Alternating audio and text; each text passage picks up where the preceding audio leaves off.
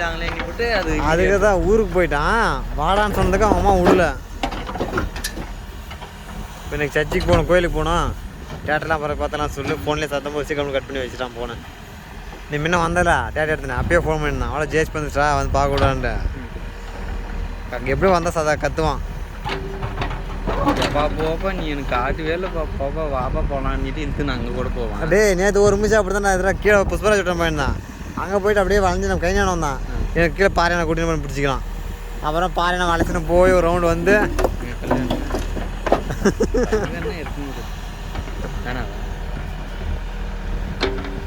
இங்கே வாங்க எடுத்துக்கலாமான்னு கேட்டு அது அதில் வந்து காய்ச்சி வருது அதில் வந்து கொட்டிடலாம். அவங்களுக்கு சென்டராக அப்படியே இருக்குது.